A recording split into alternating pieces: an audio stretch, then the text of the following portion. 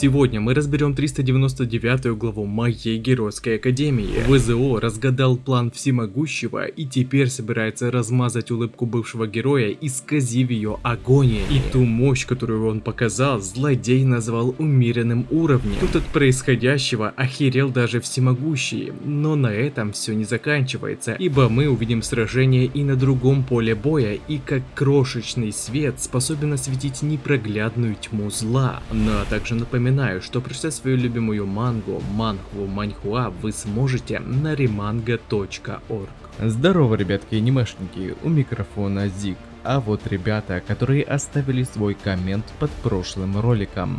Ну а мы начинаем.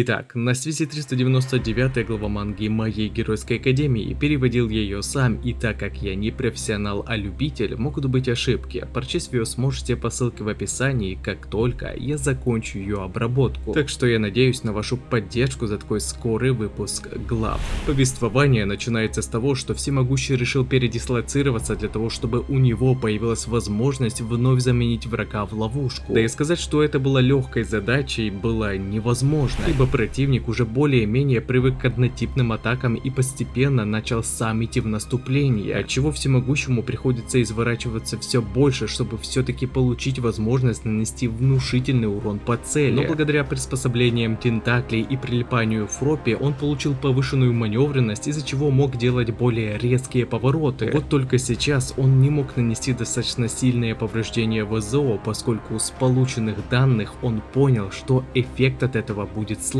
Так что всемогущему нужно придумать какой-то другой способ для того, чтобы нанести более серьезную контратаку. Для этого он отправил роботизированных птиц анима, чтобы те принесли ему нужный инструмент поддержки. И пока бывший герой находится в ожидании нужного оружия, ему нужно было всяческими способами уворачиваться от атак противника, который, кстати, ни на секундочку не отставал от своей любимой игрушки. Более того, все за одного вошел во вкус, говоря, что уже давно раскусил план своего оппонента. И для того, чтобы исказить его наигранную улыбку агонии, ему не потребуется даже много сил. После чего, используя черные путы, злодей пытается сковать бывшего героя для того, чтобы на деле показать, насколько мизерное количество сил ему нужно, чтобы растоптать его полностью. Однако всемогущего надолго это не задержало, после чего он тут же взлетел наверх, чтобы не сковывать себя замкнутым пространством уличных проулков. Вот только наверху его поджидали уже две огромные пасти, созданные ВЗО, на которые Яге пришлось тут же реагировать и увеличивать дистанцию. Более того, эти твари оказались достаточно шустрыми, что были способны не уступать скорости его бронированного костюма. От такого малого количества силы приохерел даже всемогущий, назвав противника гребаным лжецом, поскольку, видимо, бывший герой действительно рассчитывал на то, что он не станет злоупотреблять мощью для того, чтобы больше сэкономить энергии. Но противник, насмехаясь, говорит, что сейчас он действительно применяет минимум усилий. ВЗО даже подметил, что та назойливая улыбка всемогущего почему-то исчезла, заставляя бежать Тошинори туда, куда ему нужно. Сейчас антагонист вошел во вкус и полностью наслаждается издевательством над бывшим героем, смеясь над тем, что теперь всемогущий представляет из себя набор старых костей с отсутствующими органами. К тому же противнику было тошно смотреть, как он пытается подражать причудам своих учеников лишь для того, чтобы поддерживать свое тело в этой битве. Но тем лучше было для ВЗО, говоря, что раз уж он такой никчемный, еще и транслирует это сражение на всю страну, тогда у него есть возможность показать всем, как символ мира превращается в символ бессилия и погибает. Затем, пока оппонент уворачивался от черных пут, которые постепенно уничтожали его инструменты поддержки, ВЗО делает внезапный ход и, проломившись сквозь здание, атакует всемогущего, говоря, что здесь его путеводный свет и погаснет, показывая нам всемогущего, находящегося во тьме, намекая нам на именно то, что с уничтожением символа мира вместе с этим все заодно уничтожить и надежду всех людей, окончательно погрузив этот мир во мрак. Однако Яги, делая вид, что не понимает его, сковывает противника и врезает ему с ноги прямиком в голову, говоря, что даже если его свет и погаснет, то другие, кто принял его пламя и волю, будут сиять не хуже него. Затем нас переносят за 300 метров от точки, где была проведена операция по разделению противника. И как видим, ситуация здесь не из легких. На фрейме показывают схваченных Аояму и Жирножвача. Всего в этом месте было расположено 32 героя для того, чтобы ликвидировать оставшихся злодеев, но говорится, что остался всего один выживший, а все остальные герои были уничтожены. А все потому, что Жирножвача нам показали в последние минуты его жизни, поскольку причуда серийного убийцы Куниэды уже полностью поразила его тело. Ростки этого злодея не нуждались в солнечном свете, все, что им нужно, это человеческая плоть, и как только росток полностью поглощает все вещества из организма, растение превращалось в цветок, после чего из него распространялась пыльца, из-за чего количество зараженных увеличивалось в геометрической прогрессии. Так что неудивительно, что столько героев полегло на этом поле боя. И как видим, Аояма также был заражен причудой этого злодея. Так и еще у Куниэды, видимо, были свои личные счеты с этим учеником, видимо из-за того, что он в конечном итоге предал ВЗО. Она даже отобрала у него фокусирующий пояс для того, чтобы обезвредить его причуду, ибо без него лазер Юги теряет в мощности, да еще и прицеливаться без него было невозможно. Серийная убийца, скорее всего, хотела сломить дух жертвы перед смертью, говоря, насколько же была никчемная жизнь этого парнишки, так как он постоянно метился со стороны в сторону, предавая то одних, то других. Однако Аояма не собирался сдаваться.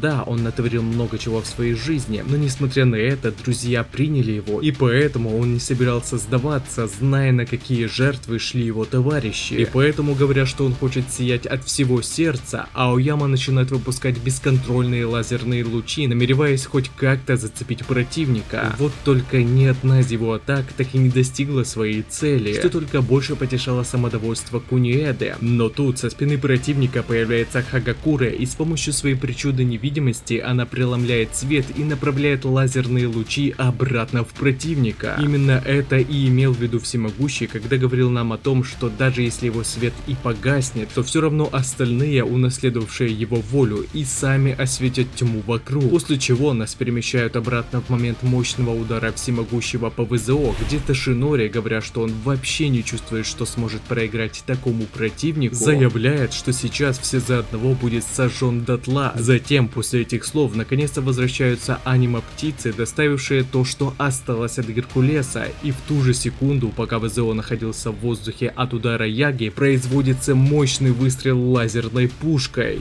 И тут, ребятки, я приохерел. Выстрел из лазерной пушки был очень мощный, но меня смущает то, что все за одного находился как раз над Всемогущим, а значит Тошинори также скорее всего попал под этот удар. Нет, я конечно ожидал, что злодей одержит победу в этом сражении, но мне казалось, что все упрется в выносливость. Но чтобы Всемогущий решил сокрушить врага, нанеся при этом себе, скорее всего, летальный урон, я просто в шоке. Ведь что обидно, это то, что у всех за одного есть все шансы на то, чтобы восстановиться. Да, его время вновь откатится назад, но при этом он все равно вероятно выживет. Есть, кстати, шанс, что Тошинори все-таки не умрет в этой главе, ибо ему осталось продемонстрировать еще 5 причуд своих учеников. Так что шансы невелики, но они все же есть. Еще меня волнует, что же будет с Аоямой, умрет он или нет. Он ведь был поражен причудой Куниэды. И вот вопрос, если Аояма вместе с Хагакурой смогли ее уничтожить, то прекратится ли действие причуды злодея? Тут действительно шансы выжить у него 50 на 50. Короче, да, глава меня впечатлила. Сразу 2 потенциальные смерти персонажей, причем без известного конца. Чтобы мы до следующей главы в мучениях ждали, надеясь, что кто-то из них все-таки выживет. Ну что ж, будем ждать следующую главу. Ну а также не забывайте, что прочитать свою любимую мангу и не только вы сможете на remanga.org. А на этом ролик подходит к концу. Пишите свои мысли по поводу этого ролика, выскажите свое мнение, что вам понравилось, а что не понравилось, и несколько комментариев попадут в следующие роли. Если тебе понравился ролик, тогда лайк и подписка для меня будет лучшей благодарностью, а также не забываем про колокольчик, ведь последнее время не всем приходит уведомления. Всем спасибо за ваш просмотр, мирного неба вам над головой и всем пока-пока.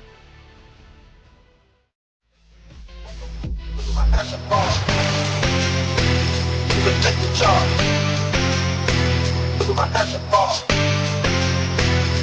Take the charge. I'm taking it. What the fuck? Look at my action bar.